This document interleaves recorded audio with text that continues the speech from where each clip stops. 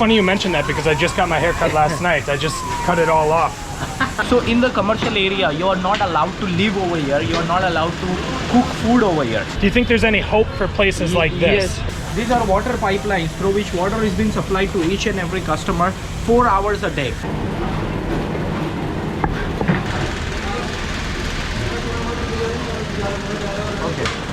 So as I told you, in Dharavi is so big, and also the entire slum, you remember I told you that it is separated into two parts, commercial and residential. So why do they have separated into commercial and residential? It's just because there are a lot of toxic activities happening over here. So in the commercial area, you are not allowed to live over here, you are not allowed to cook food over here. But in spite of that, people cook the food over here. The reason why, because the commercial area and the residential area are very far away from each other. So when they get the lunch time, it is very difficult for them. They get only 1 hour of break. And for the people who are working here, it is very difficult for them to travel to the residential area, eat the food and come back. So that's why we have some small kitchens like this, and these small kitchens basically make the food for the people who are working in the commercial area. So they will make the food by the time it is lunchtime. All the people from the commercial area, they will come to this type of kitchens, and then they will have their lunch here inside the restaurants, or else they will just take away at their factory and they eat it at their factory and take some rest for half an hour, and then again back to work in next 1 hour.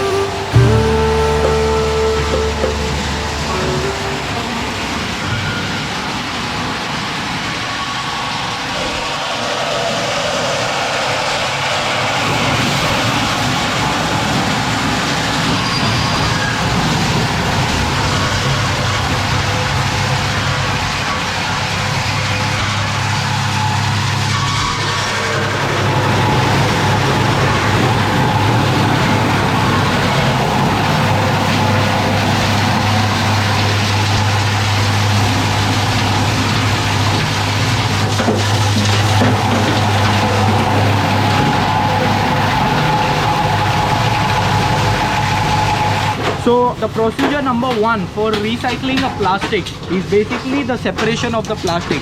For example, in this world there are different types of plastic. This is a low quality plastic, and there is a high quality plastic as well. For example, a car bumper or a car dashboard is a high quality plastic. So to recycle a plastic, you cannot like mix up all the plastic and make one plastic. So that's why they need to separate the quality of the plastic, and depending upon the quality of the plastic, they just separate it. So how do the separation happens? The official way to separate the plastic is that each and every plastic has a recycling logo and a number written in between. So they come to know what grade of plastic is that.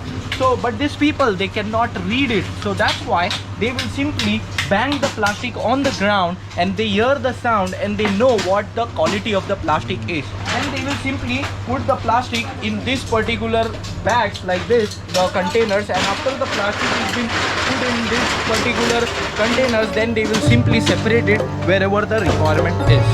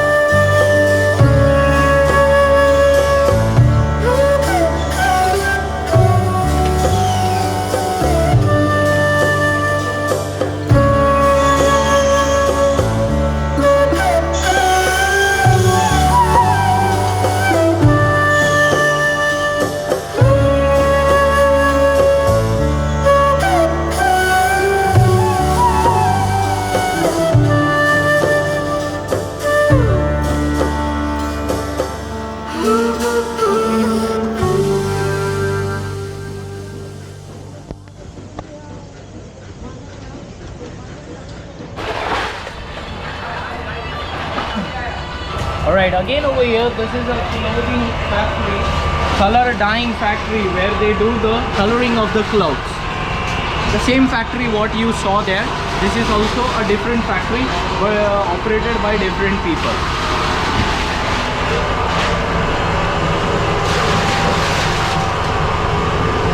You can see how much color water they are showing it. All the way to the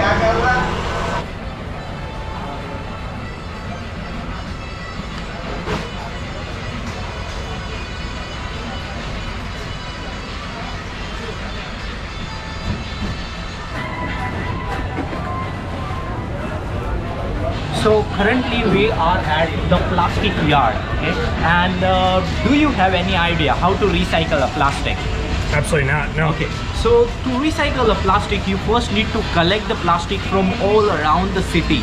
So a lot of garbage pickers, they pick up the garbage and they bring it over here.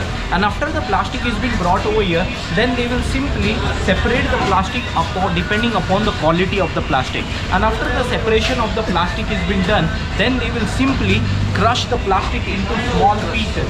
And then this is how the crushed part of plastic looks like, okay? After the crushing of the plastic has been done, then they will simply send it to a different warehouse where they make the pallets. So the pallets are made into like this, okay? So this is the crushed parts. This crushed parts will make the pallets like this. Whatever the color they want to make it, they make the pallets like this. And after these pallets are been made, then they will melt these pallets and they make whatever they want to make it. For example, if they want to make a plastic drum, like a blue plastic drum, then they will use these pallets to melt it and make a new blue plastic drum. So this thing, if they want to make anything like a white plastic box or a white plastic container, they will use this white plastic. So this is very expensive. The white is expensive and the blue is expensive. Whether the remaining these colors, these are not that expensive.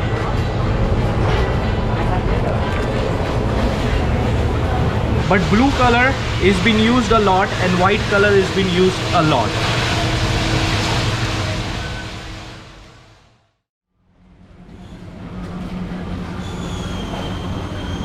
So if you see here, this is the electricity cabin through which electricity is being supplied to each and every customer 24/7 and 365 days a year. There is no electricity shortage. If you can see the wires, how the wires are going out everywhere. And if you see down, these are water pipelines through which water is being supplied to each and every customer 4 hours a day. And in these 4 hours, they store the water on the rooftop and then they use it daily according to the requirement.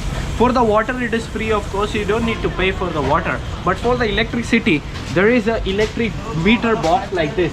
So according to the meter, everyone has to pay for the electricity.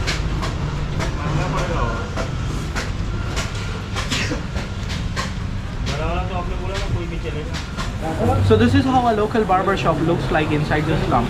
There are a lot of people, especially the tourists, when they come to Mumbai and when they do the slum tour, I recommend them to have a haircut here because it is very cheap in India to have a haircut.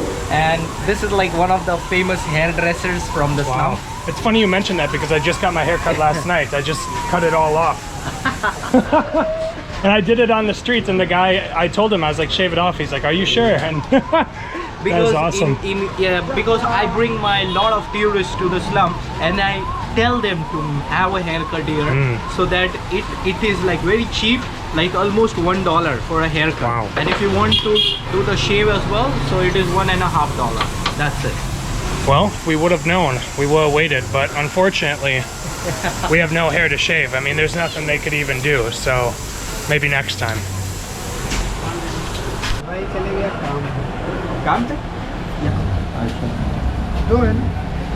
Take care of the laundry of the entire people in living in here.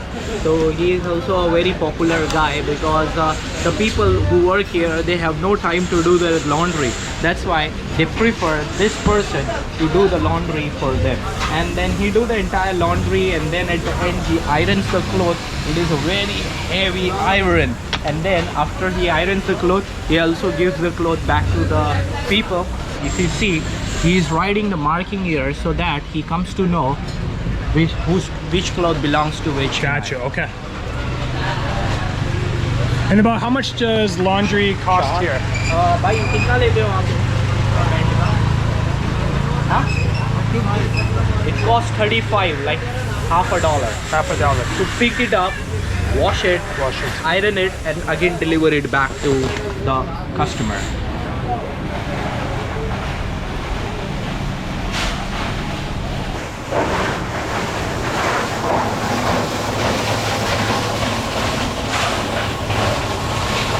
What do you say about looking at these people? How do you feel about it? They are working in a very hard condition. Yeah, you know, it's obviously a very, very tough condition. I think the one big takeaway I've had just so far being like in India and Mumbai especially is that like regardless of the condition that humans live in, like humans still find a way to survive and persist through it all. But obviously like especially the area where they're cutting up all the plastic and things like that, you know, it's like the hearing, even being in there for a few minutes, my hearing, it hurts my ears.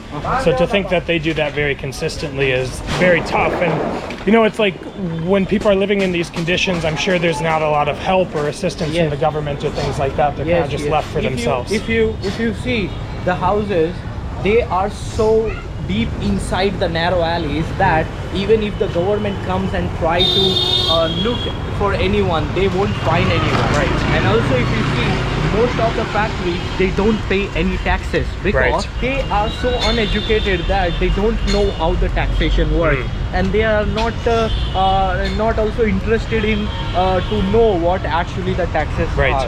And if you also notice, you did not find any women working in there. No. Yeah. So the reason why, because the working conditions in there is very, very hard. That's why the women, they don't work in the commercial area. But now when we go in the residential area, we will be able to see a lot of women working in the residential So then let me area. ask you, given how big this slum is and things like that, and how there's not a lot of government assistance, as time continues on and things like climate change and other things like that, do you think there's any hope for places like this? Yes, there is a hope, because you know, before when this thing was started, when the people started when the people started moving into the slum, when the government made the commercial and the residential area, so earlier it was all together.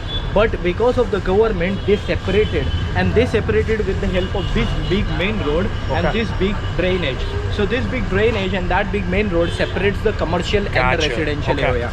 The reason why they separated it was just because the toxicness in the commercial area. So they really wanted to help the people of the community. That's why they separated it. Now, if you open up any factory in the residential area which is toxic, then you will end up in the jail.